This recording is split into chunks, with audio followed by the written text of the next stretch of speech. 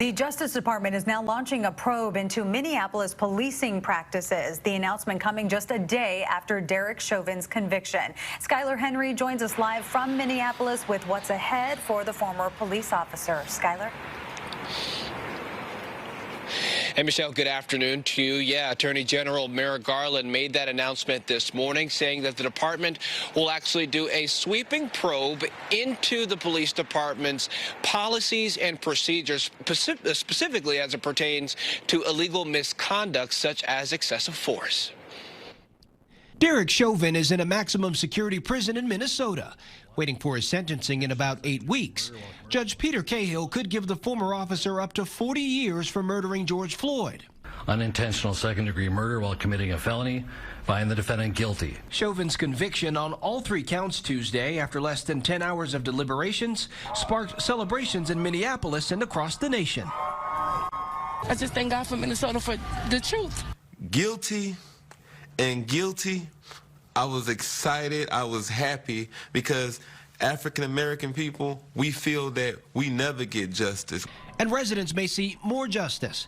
The U.S. Attorney General is opening an investigation into policing practices in Minneapolis. It will include a comprehensive review of the Minneapolis Police Department's policies, training, supervision, and use of force investigations. There's obvious relief here in Minneapolis, but for many, convictions are not enough. They want change, especially in how police treat people in communities of color. Police, the way they just put black people over just for no reason sometimes, and just because they think they're a threat, but they're not a threat. The 3 other officers who were at the scene when Floyd died are expected to go to trial in August for aiding and abetting. Chauvin reportedly wrote his lawyer's phone number on his hand before being taken into custody. Now, we should mention that Chauvin is being housed in what's referred to as a maximum security area in prison, away from any sort of inmates, for his own protection. It's referred to as administrative segregation. He will be there until he is sentenced in about 8 weeks. All right, Skyler, thank you for that live report.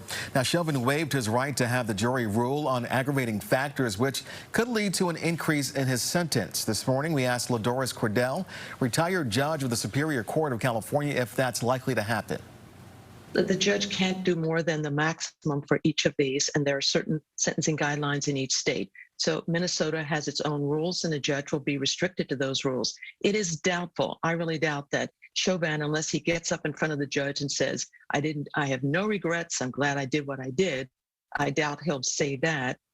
So other than that, the judge is unlikely to impose a maximum sentence. And that verdict for Chauvin is making headlines around the world this afternoon. Some TV channels in Europe carried the trial live, while several newspapers in the UK splashed the verdict across the front page. Canadian Prime Minister Justin Trudeau tweeted that the conviction brought accountability for Floyd's death, but said systemic racism and anti-black racism still exist.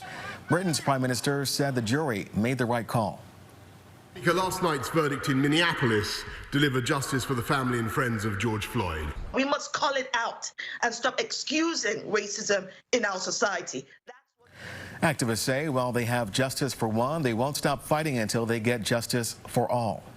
Going live to Capitol Hill, where there is new momentum to pass policing reform. The George Floyd Justice in Policing Act passed the House earlier this year, but has been stalled in the Senate. Lawmakers are now hopeful yesterday's verdict will spur a